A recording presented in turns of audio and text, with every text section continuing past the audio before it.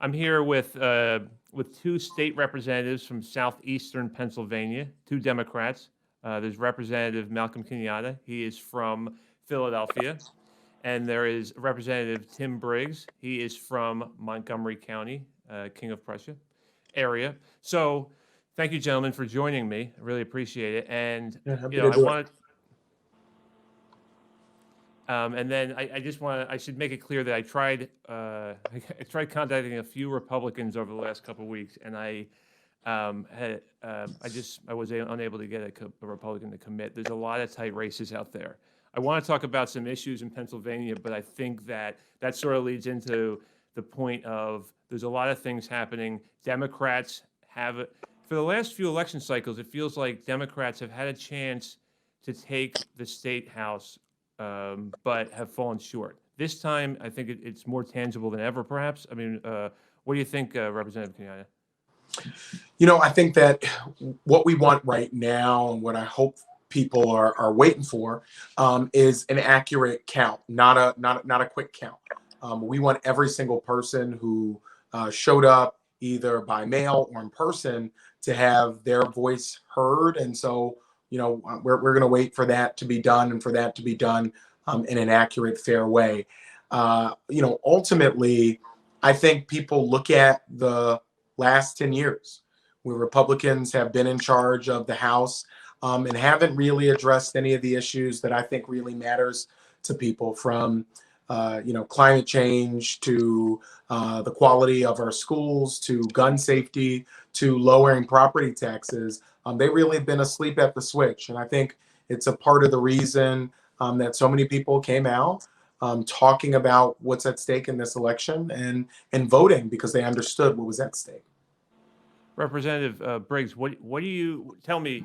Where are Democrats looking to take seats to take the majority and take over the House in Pennsylvania? Yeah, so I mean, Representative Kenyatta nailed it on the head. There's been a failed policy out of Harrisburg, and until we can get a majority in the House of Democrats, those policy agenda items just aren't gonna get attention. So Malcolm and I have been working really hard to help candidates all across Pennsylvania, but largely in suburban communities. There's races. We need to pick up 9 seats to get the majority. There's races right here in the Philadelphia suburbs that could get us there.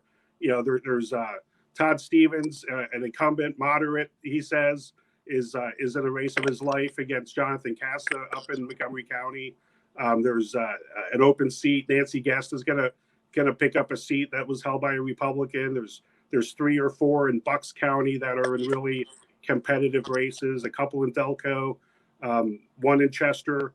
Paul Friel's put a great race, and right in Philadelphia, the last Republican left in Philadelphia is facing a really serious challenge by a great Democratic candidate carrying this message. So that's just here, but then there's seats outside of Pittsburgh, outside of Harrisburg, outside of Lancaster City, Lehigh Valley.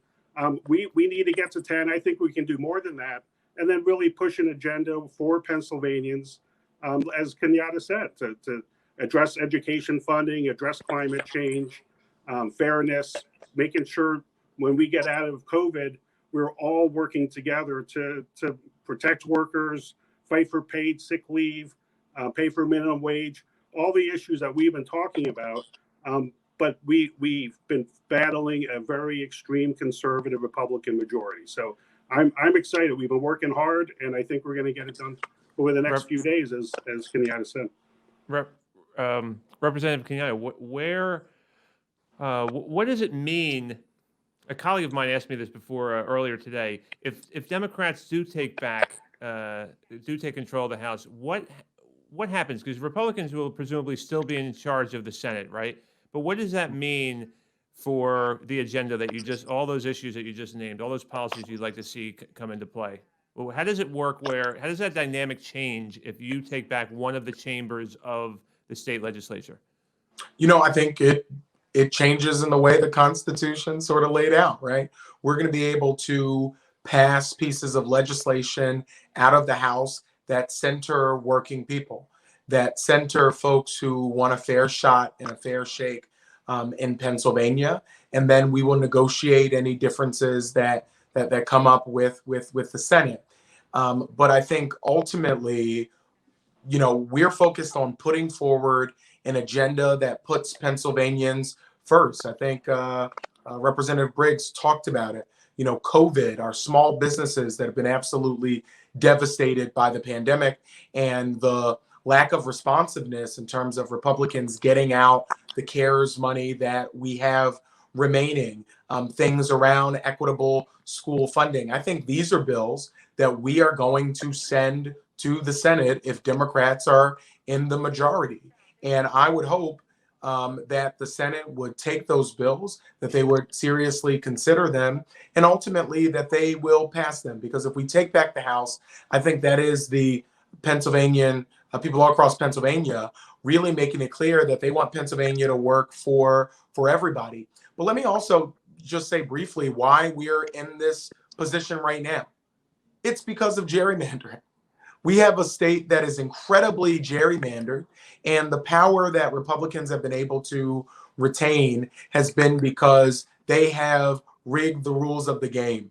But I think that you're seeing people come out in record numbers to say, we want to make sure that voters get to pick their elected officials, not the other way around. And that really is what we've had over the last 10 years. And it's why, as close as we've come, we've fallen short, because some of these districts, I don't even want to denigrate 5-year-olds because I think they could draw something fairer than what we've seen. Representative Briggs, what does it mean to be, so if you guys take over, you would presumably be, you'd be chairman of the judiciary?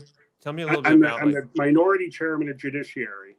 And as all the issues we talk about, it would be great to have a Democrat as the majority chairman who really cares about criminal justice reform, who cares about police reform, who cares about prison reform. And it would be great to have a Democratic chair of the environmental committee who actually wants to protect the environment, or a chair of the education committee who wants to make good policy to get our schools back open safely. Those are the issues. Every decision, you may like your local rep, but if it leads to a Republican majority, Democratic issues just aren't, or progressive priorities, they're not just Democratic issues. There's Pennsylvania's issues just aren't being discussed. We've been the most active legislative body since COVID, throughout COVID, and all we've been focused on is how to turn over the governor's safe and responsible management of keeping our residents safe. And they just want to, instead of tackling these important issues about housing, or how to get our schools open safely, how to invest in small businesses and the like. These are all issues, when we work together, we can deal with and come up with compromises and solutions. But when a whole chamber, the Democratic caucus, has just been ignored, you don't get that. You don't even have that voice. Well, so I'm right. I'm with Malcolm. If we get a House majority, a Democratic majority, I'm hoping we can get a Senate majority too for the Democrats. But at least we will have a platform to advance legislation and then compromise. Come up with a good thing. The best outcome for Pennsylvania is when we're all at the table working together. Well, to move the state forward. We have about a minute left. Let me just ask you both quickly, if you could, what would be, if you could just concisely tell me what your big thing is. What's your big policy? What's your big piece of legislation in 2021? Malcolm? Yeah, I think that I'm going to break the rules and do two. First, we have to do something about environmental justice and what that means, what climate change means. The second thing is we have to do something about deep poverty that impacts our economy, and it leads to the type of stagnation we've seen. I think we need to believe in science. I think we need to believe in science when it comes to COVID. We need to believe in science when it comes to climate change. And we need to be trusting our citizens that we can all move forward together stronger. Gentlemen, representatives, thank you very much. I really appreciate it. It's been great to hear. We'll see what happens in Pennsylvania. Thank you, Brian. Really appreciate it. Stay informed with the latest news, weather, and important in-depth journalism from NBC10 and Telemundo 62 with our free Roku and Apple TV apps. Download them today in the App Store.